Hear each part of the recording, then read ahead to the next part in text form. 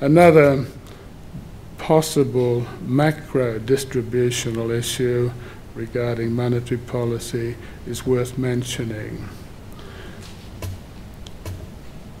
The government, the Australian government stimulus package has been criticised by some people on the grounds that it will lead to burdensome budget deficits and debt levels. It's also been argued by the same critics that those kinds of measures will result in interest rates being higher than they would otherwise be. In terms of their broad effects on aggregate spending, though, there might not be a lot of difference between cutbacks in government spending and an increase in interest rates. But you don't really hear those who are advocating cutbacks in government spending canvassing the alternative of an increase in interest rates. But even if the choice were to be between expenditure cutbacks and reductions in interest rates, as is implied in the arguments that the critics make, there could be distributional consequences to be considered, depending on, for example, the nature of the cutbacks involved. Effecting cutbacks in programs, spending programs of particular benefit to needy groups with a view to holding down interest rates might not be a good deal on distributional grounds. In short, monetary policy actions can have significant distributional consequences. They are mainly macro and untargeted in their impacts, but they shouldn't be ignored for those reasons. And perhaps I should end there. Thank you. I thought I heard Bernie get very close to sponsoring a new Glass-Steagall Act in Australia. Was that where you were heading, Bernie? I think the Americans should be thinking very seriously about it. This was the act that was put in place some decades ago that prevented the commercial banks from engaging in certain kinds of activities, separated commercial banks from the risk-taking investment banks, but that act was closed down, removed, 10 years ago, John? Something of that, in fairly recent times. It's more than that, it's about 25 years ago, I think now. But it was put in at the time of the Great Depression, as I understand it. That's right. To separate investment banks from commercial banks. Right.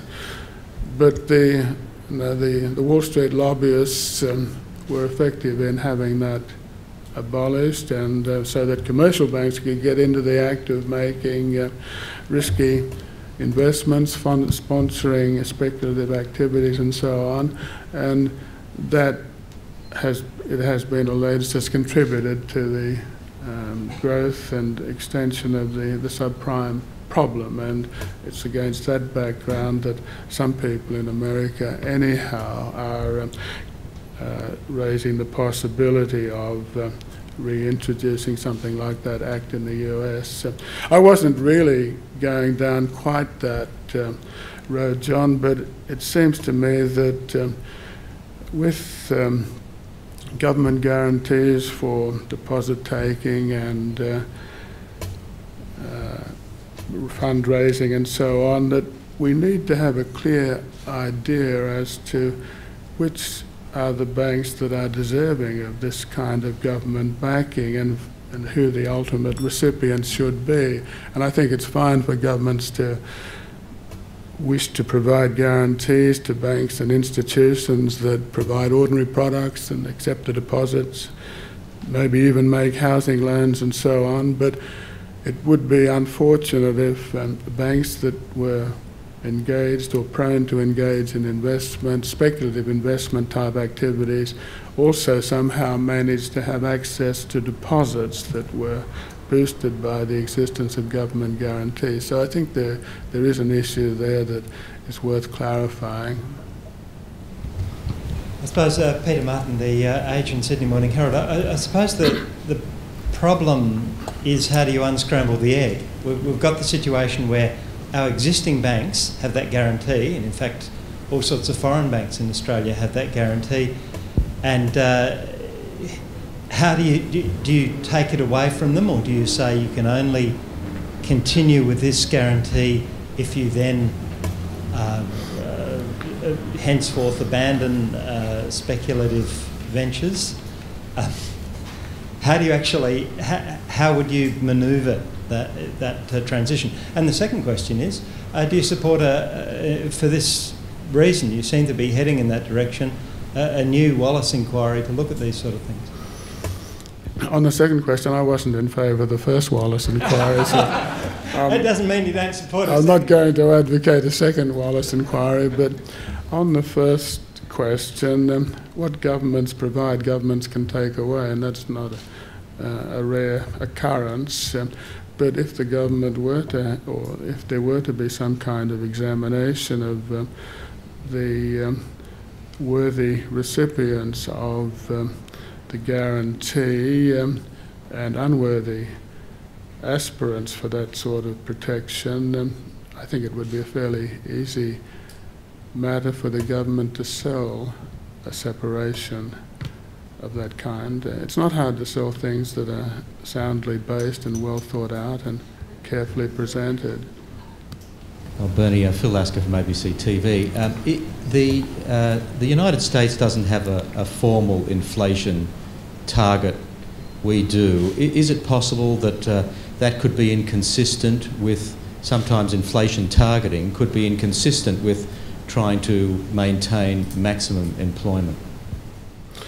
It could be if you had a rigid, narrow target, a target that, as many of the early legislated inflation targets were, very narrow, 0 to 2%, to be achieved not over the period of the cycle, but to be achieved year in, year out.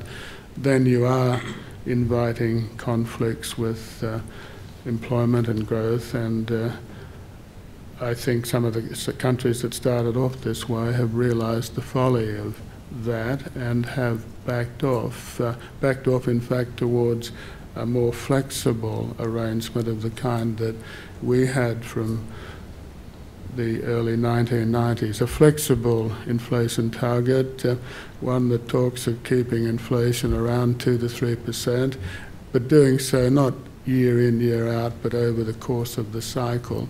And that is what is a good illustration of what I mean by being pragmatic and sensible about these things. And I think the fact that we had such a target rather than one of those more narrow, restricted things has helped us to do rather better than the New Zealanders or some of the Scandinavian countries that jumped in with these very narrow, precise targets. The other interesting thing about the inflation target that we have, and which we've had now for 15 years or more, is that it's not a legislative target, as most of the targets are that central banks have. The Americans are different, as you noted, but in most cases these targets were legislated in relation to the central bank's functions in the countries concerned. Our target evolved. It came to be accepted by governments and trade unions, financial markets, public generally, but it's never been legislated, but that hasn't in any way reduced its effectiveness. In fact, again, it's part of this general pragmatic approach, which I'm a great fan of, have always been so, but have become more so following some time in the bank, and subsequently when one wakes up every morning and sees some new challenges looming that have to be dealt with, and they're best dealt with pragmatically, I think, rather than having a view that that's something for the market or that's something for government to deal with.